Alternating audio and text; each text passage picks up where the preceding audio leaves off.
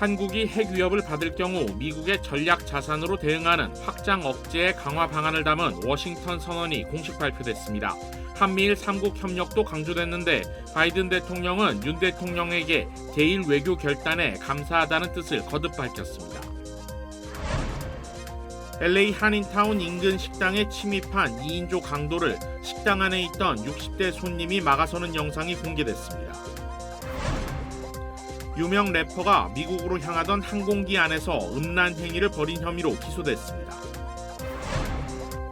배달원으로 위장한 무장강도 2명이 업주를 폭행하고 금품을 강탈한 뒤 도주했습니다. 한국공정거래위원회가 코로나19와 같이 불가피한 사정으로 고객이 마일리지를 정상적으로 사용할 수 없는 상황이 생길 경우 유효기간을 연장할 수 있도록 항공사 약관을 시정하도록 했습니다.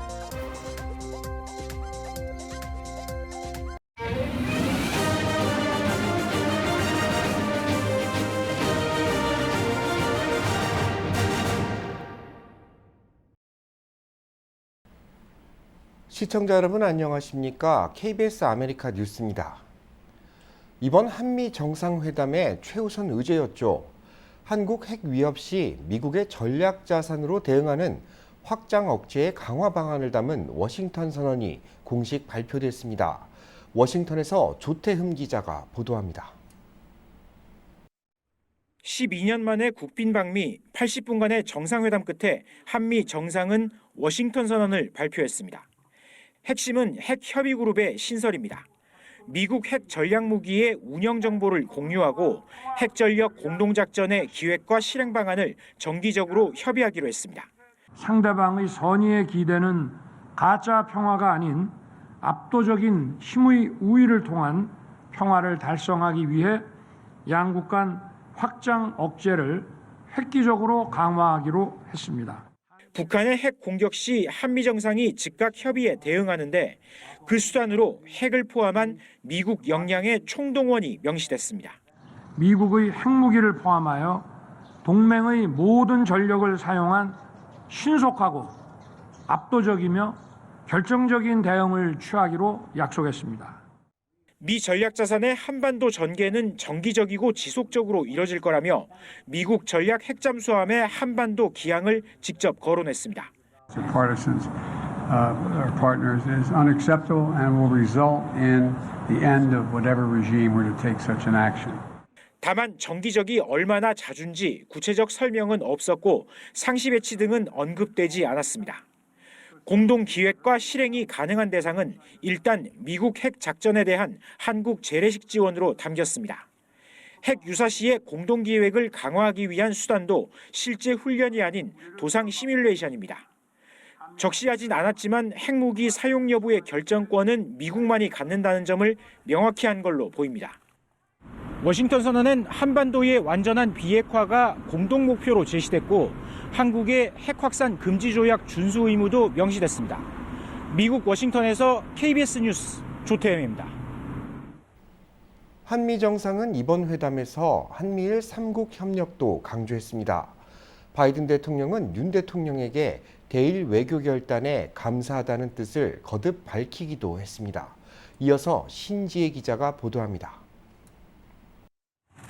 바이든 대통령은 정상회담에서 한일 관계 개선을 윤 대통령 공이라고 잇따라 추켜 세웠습니다. Mr. President, I want to thank you and your courageous principled diplomacy with Japan, which strengthened our trilateral partnership. It makes an enormous difference. 한미 정상은 한일 관계가 개선되자 지역과 경제 안보 분야에서 한미일 3국이 협력하는 결과로 이어졌다고 평가했습니다. 또 북한 대응과 관련해 미사일 정보 실시간 교류 진전과 각종 군사훈련 등의 성과가 있었다고 밝혔습니다. 한일 관계 정상화를 위한 우리 정부 조치를 강력히 지지했으며 우리 두 정상은 한미일 3국 협력 강화를 위한 노력을 지속하기로 했습니다. 우크라이나 지원 문제는 원론적인 표현이 대부분이었습니다. 다만 한미 정상은 1년 전 회담보다 강력한 표현으로 러시아를 규탄하며 우크라이나의 정치, 안보, 인도적 또 경제적 지원을 하겠다고 뜻을 모았습니다. 무력 사용은 어떠한 경우에도 정당화될 수 없다는 공동 입장을 확인하고 미국 정부 도감청 의혹에 대해선 윤 대통령은 미국과 소통하고 정보를 공유한다고 답했습니다. 다양하고 이런 복잡한 변수가 있는 문제에 대해서 좀 시간을 두고 미국의 조사 결과를 지켜보고 충분히 소통할 생각입니다. 양국은 한미동맹을 인도태평양 전략 핵심 축으로 표현했습니다.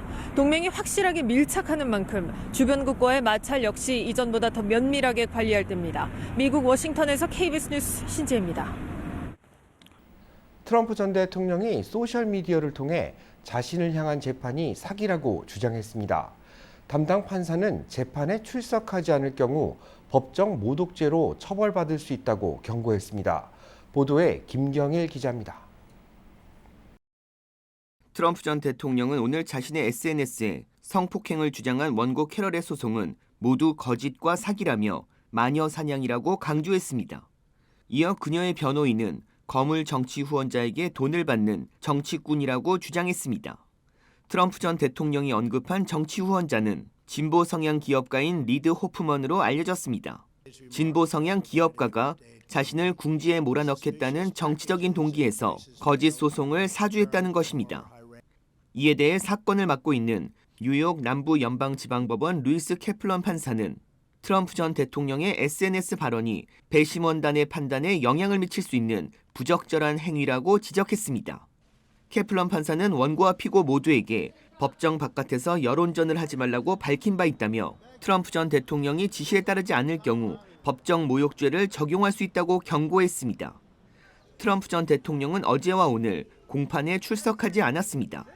원고인 캐럴은 오늘 공판에서 증언대에 올라 27년 전 성폭행으로 인해 생긴 삶의 어두운 변화를 트럼프 전 대통령이 책임져야 한다고 주장했습니다.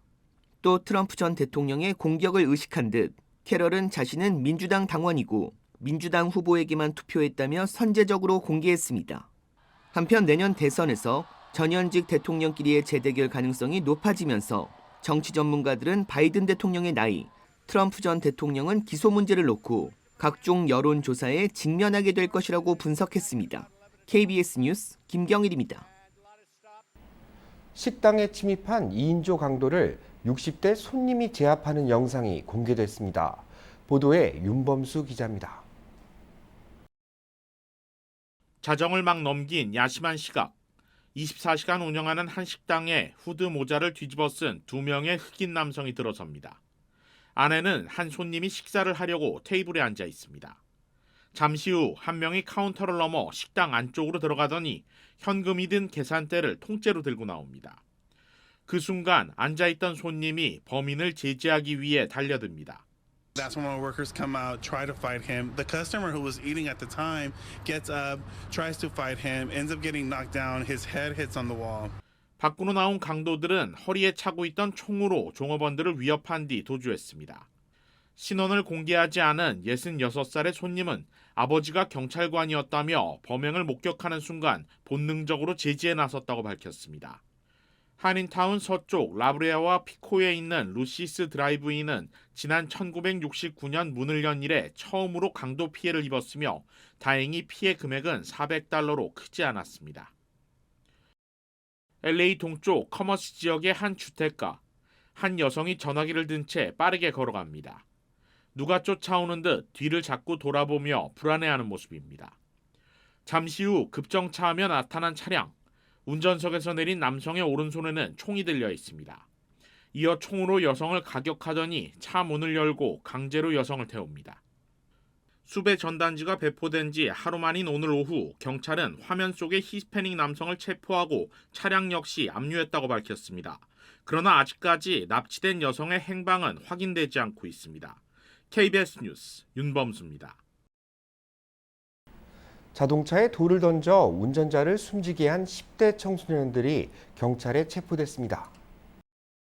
콜로라도주 제퍼슨 카운티 셰리프국은 지난 19일 밤 주행 중인 차 안에서 다른 차에 조경용 큰 돌을 던져 운전자를 숨지게 만든 10대 3명을 잡아 부모 집에 구금했다고 밝혔습니다. 이들이 던진 돌은 올해 20살의 알렉사 바텔이 운전하던 차 앞유리에 떨어졌고 피해 차량이 들판으로 떨어지면서 운전자는 사망했습니다. 사고 당시 피해자는 친구와 통화 중이었는데 갑자기 전화가 끊기자 친구가 휴대폰을 추적해 숨진 피해자를 찾을 수 있었습니다. 용의자들은 올해 18살의 고등학생들로 이들은 사망사고에 앞서 도로를 달리던 6대의 자동차에도 큰 돌을 던져 2명이 부상을 입었습니다. 이들은 모두 1급 살인 혐의를 받고 있으며 내일 법정에 출두할 예정입니다. 유명 래퍼가 미국으로 향하던 항공기 안에서 음란 행위를 벌인 혐의로 기소됐습니다. 연방수사국 FBI는 지난 17일 항공기 안에서 음란 행위를 한 래퍼 디자이너가 체포돼 공공장소 음란 행위 혐의로 기소됐다고 밝혔습니다. 래퍼 디자이너는 도쿄에서 이륙한 델타항공 1등석에 탑승하고 있었으며 승무원들의 거듭된 제지에도 불구하고 90여 분간 승무원 앞에서 자신의 주요 부위를 노출하는 등 음란 행위를 한 혐의를 받고 있습니다. 결국 래퍼 디자이너는 항공기 뒤편으로 격리 조치돼 보안요원의 감시를 받으며 미국에 입국했습니다. 디자이너는 카니에 웨스트의 제자로 알려져 있으며 방탄소년단 싱글 마이크 드롭 리믹스 앨범에 참여한 이력을 가지고 있습니다. 뉴욕시의 한 음향장비 업소에 무장강도 2명이 침입하는 사건이 벌어졌습니다. 용의자들은 배달원으로 위장했던 것으로 드러났습니다. KBTV 김용성 기자입니다. 2명의 배달원이 한 가게 사장과 이야기를 나눕니다. 그들은 종이 한 장을 보여주며 가게 안에서 자세한 얘기를 나눌 것을 권유합니다. 그들은 가게에 발을 들이자마자 사장을 바닥에 때려 눕히더니 그에게 총을 겨누며 금품이 어디에 있냐고 추궁합니다. 얼마 지나지 않아 그들은 돈다발과 함께 가게를 벗어납니다. 지난주 금요일 저녁 7시 30분 뉴욕시 소호의 한 음향장비 렌탈 스튜디오에서 벌어진 일입니다. 범행을 저지른 2 남성은 페덱스 배달원으로 위장해 74세 가게 주인에게 접근했습니다. 그들은 위조된 명세서를 보여주며 가게에 진입했습니다. 한 남성은 사장에게 총을 겨누며 구석으로 데려갔고 다른 한 명은 금품을 찾았습니다. 사장의 72세 아내는 범행이 벌어지는 줄 모른 채 가게를 들어왔고 그녀 또한 강도들에게 때려 눕혀져 구석으로 끌려갔습니다. 가게의 사장과 그의 아내는 남성의 총기로 여러 차례 구타당했으며 금품을 내주지 않으면 가족을 해치겠다는 협박을 당했습니다.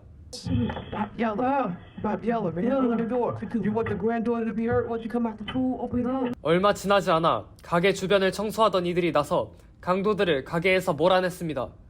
가게 사장의 아들인 제프리 콴은 도와준 이들이 아니었다면 자신의 부모님에게 더 끔찍한 일이 벌어졌을 수도 있었다고 설명했습니다. 범행은 5분 만에 마무리되었습니다. 강도들은 사장의 지갑에서 $1,500를 가져갔으나 가게 내부의 금고를 훔치는 데에는 실패했습니다. 제프리 콴은 강도들이 치밀한 계획을 세워 범행을 저질렀을 것이라고 전했습니다. It's very scary that they knew that much information about us, especially about the kids. You know, this is like an emotional trauma. 그는 우리의 사적인 일들을 몇 가지 알고 있었다. 기분이 나쁘다며 이들이 범행을 저지르기 전 여러 차례 가게를 들렀을 것으로 전망했습니다. 콴은 자신의 아버지가 머리에 큰 상처가 생겼으며 어머니 또한 경미한 부상을 입었다고 전했습니다. 뉴욕시 경찰은 소호 가게에서 강도질을 벌인 성인 남성 2명을 수배 중입니다. KBTV 뉴스 김용성입니다. 해외에서 한국으로 밀반입되는 마약류가 급증하면서 경찰청이 특별 신고기관을 운영한다고 밝혔습니다. 한국경찰청은 대한민국 국적자가 연루된 국제마약유통범죄를 척결하기 위해 국제마약사범 특별신고기관을 운영한다고 밝혔습니다. 신고기간은 다음 달 1일부터 7월 말까지입니다. 신고 대상은 미국에서 국제우편을 통해 한국에 마약을 밀수출하고 있는 마약 관련 용의자입니다. 신고는 한국경찰청 인터폴 국제공조과나 LA 총영사관으로 이메일을 통하거나 직접 방문해 할 수 있습니다. 한인을 포함한 중요 범죄 첩보 신고자에 대해서는 최대 2천만 원까지 보상금이 지급됩니다. 팬데믹처럼 불가피한 사정으로 항공 마일리지를 기간 내 소진하지 못하는 경우 유효기간을 연장할 수 있게 됩니다. 한국공정위가 소비자에게 불리한 마일리지 약관 조항을 바로잡도록 조치한 결과입니다. 민정희 기자입니다. 직장인 송정호 씨, 코로나19로 2년 넘게 비행기를 못한 사이 항공 마일리지 1000점의 유효기간 만료가 다음 달로 다가왔습니다. 마일리지를 급히 소진해보려 했지만 좌석이 없어 이마저도 쉽지 않습니다. 부모님들도 자주 요즘 해외 여행이 풀렸으니까 쓰고 싶다라고 하시지만 현재 항공권이 많이 없다 보니까 사용을 못하고 있는 상황입니다. 공정거래위원회는 고객이 마일리지를 정상적으로 사용할 수 없는 상황이 생길 경우 유효기간을 연장할 수 있도록 항공사 약관을 시정하도록 했습니다. 항공사들이 코로나 기간 동안 3차례에 걸쳐 최대 2년 6개월까지 마일리지 유효기간을 연장했었는데 이번 개정으로 유효기간 연장에 대한 근거가 마련된 겁니다. 마일리지 제도를 바꾸거나 회원의 실적을 정정할 때는 회원 개개인에게 알리도록 약관을 수정하도록 했습니다. 아울러 마일리지 제도 개편 유예 기간에도 고객이 변경 전 공제 기준에 따라 마일리지를 원활히 쓸 수 있도록 서비스할 수 있다는 내용도 포함했습니다. 보너스 좌석을 늘리는 등 마일리지 소진 방안을 적극적으로 마련하라는 뜻이라고 공정위는 설명했습니다. 충분한 정보 제공과 사용 기회를 제공하여 마일리지를 소진할 수 있는 방안을 적극적으로 마련하도록 한 점에서 의의가 있다고 생각합니다. 변경되는 마일리지 약관은 6월부터 시행됩니다. 항공사들은 공정위 요구에 충실히 따르겠다고 밝혔지만 구체적인 마일리지 사용 활성화 방안은 아직 내놓지 않았습니다. KBS 뉴스 민정입니다. 이번 주말부터 요세미티 국립공원이 폐쇄됩니다. 여행을 계획하셨던 분들은 일정을 조율하셔야겠습니다. 요세미티 국립공원 관리국은 낮 최고 기온이 화씨 80도까지 오르면서 겨우내 쌓였던 눈이 녹아 홍수가 발생할 가능성이 높아졌다고 밝히고 이에 따라 공원을 일시적으로 폐쇄한다고 공지했습니다. 요세미티 공원은 오는 금요일부터 다음 주 수요일까지 폐쇄되는데 눈이 녹는 상황에 따라 기간은 더 늘어날 수 있습니다. 공원 측은 요세미티밸리 동부에 자리한 숙소들과 캠핑장의 예약은 자동으로 취소됐다면서 숙박료는 전액 환불할 예정이라고 밝혔습니다. LA 한인상공회의소가 아시안 경제인들과 LA시의 가교 역할을 할 것이라고 밝혔습니다. 박시몬 기자가 오늘 LA 시청에서 열린 경제인 행사를 다녀왔습니다. 팬데믹 이후 처음으로 열린 미트 더 시티 행사에 100여 명의 상공인들이 모였습니다. 오늘 행사에는 한인뿐만 아니라 타 아시안들도 참석해 비즈니스를 운영하기 위한 여러 가지 조언을 주고받았습니다. 스몰 비즈니스들이 이런 식으로 해서 시청과 연결이 되고 그래서 여기서 제공하는 여러 가지 프로그램들 같이 나누면서 자기들 비즈니스에 도움이 될 수 있도록 좋은 정보를 얻어가셨으면 하는 바람입니다. 특히 오늘 행사에는 LA시의 각종 사업과 협업을 담당하는 부서에서 나와 LA에서 열리는 2026 월드컵과 2028 올림픽에 관련된 협업 기회 등을 소개했습니다. To the space where it allows you all to do business with the city of Los Angeles. And that is RAMP LA. That is our regional alliance marketplace for procurement. And that is where businesses can register their businesses to access the city's $4.5 billion of procurement opportunities. 이와 함께 건설안전국에서는 소상공인들의 건축 허가 프로그램에 대한 정보를 제공했습니다. 행사장에는 작은 부스들도 마련돼 1대1로 상담을 할 수 있는 기회도 만들어졌습니다. 행사를 주관한 LA 한인상공회의소는 이번 미팅을 통해 소상공인들에게 더 많은 기회가 주어지고 시정부와의 복잡한 문제들을 해결하는 데 도움이 되길 바란다고 밝혔습니다. KBS 뉴스 박시몬입니다. 뉴욕시의 높은 물가로 생활에 어려움을 겪고 있는 시민들이 상당한 것으로 집계됐습니다. 한인들 역시 예외는 아니었습니다. KBTV 강정민 기자입니다. 비영리 기관 펀드포 뉴욕시와 유나이티드 웨이가 발표한 보고서에 따르면 뉴욕시 전체적으로 렌트 등 물가급 등의 영향으로 소득 부족 상태인 가구 비중이 크게 늘었습니다. 2021년 조사 당시 뉴욕시 가구 중 36%가 생활비를 감당하기 어려운 것으로 조사됐던 반면 올해 조사에선 뉴욕시 가구 절반이 지원금 없이는 생활비 감당이 어려운 것으로 파악됐습니다. 한인이 가구주로 등록된 뉴욕시 가구 중 소득으로 기본적인 생활을 꾸리기 힘든 가구 비중은 45%에 달하는 것으로 추정됐습니다. 이 보고서는 정부에서 제공하는 각종 지원금이 없을 경우 순수 수입만으로 주택, 음식, 교통비를 마련하고 미래를 계획하기 어려운 경우를 소득 부족이라고 정의했습니다. 한인 가구 소득 부족률은 아시안 타 커뮤니티에 비해서는 낮은 편이었습니다. 아시안 평균 소득 부족률은 51%를 기록했으며 방글라데시 75%, 파키스탄 63%, 중국인 54%로 나타났습니다. 이어 필리핀 46%, 인도 44% 가구 소득 부족률을 나타내 한인들과 비슷한 수준을 보였습니다. 특히 거주 신분에 따라 소득 부족률 격차가 나타났는데 시민권자가 아닌 경우 소득 부족률이 훨씬 높았습니다. 아시안 시민권자가 소득 부족 상황인 경우는 35%였지만 시민권자가 아닌 아시안의 소득 부족률은 59%에 달했습니다. 또 영어 구사 능력이 제한된 아시안 가구의 소득 부족률은 72%였고 그렇지 않은 경우 소득 부족률은 41%였습니다. 보고서는 뉴욕시 5개 보로에서 기본적인 생활비를 감당하고 미래를 계획하려면 최소 연 10만 달러를 벌어야 한다고 추정했습니다. 그러나 최근 센서스국 조사 등에 따르면 뉴욕시의 실제 중간 가계소득은 약 7만 달러에 불과한 것으로 나타났습니다. KBTV 뉴스 강정민입니다.